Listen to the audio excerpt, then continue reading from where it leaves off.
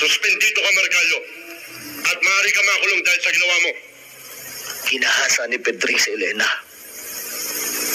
Sinaksak ka ng heroin at pinatay. At kaya mo tinumba si Pedring kahit sa harap ng maraming tao na nakaposas. At ang ibig sabihin nito ay surrender na. Tapos na ang kaso ni Pedring at ni Elena. Hindi na pwede magdemanda ang pamilya ni Elena dahil patay na si Pedring. Violation ito ng right of the accused.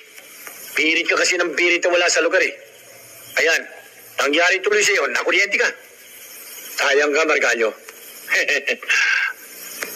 Kung sakaling binuhay ko si Pedring, masisiguro mo ba sa akin magtatagal siya sa kulungan?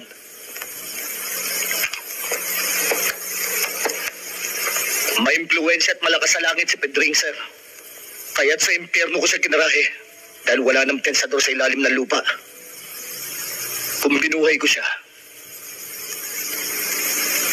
ilang Elena pa tutuluyan niya? Ang dami mo naman sinasabi.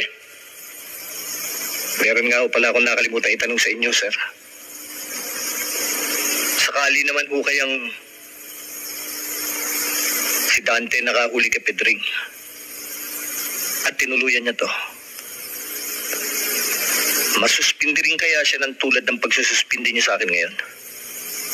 O poprotektahan niyo? Inaakusahan mo ba ako? Hindi ho, sir. Nagtatanong lang.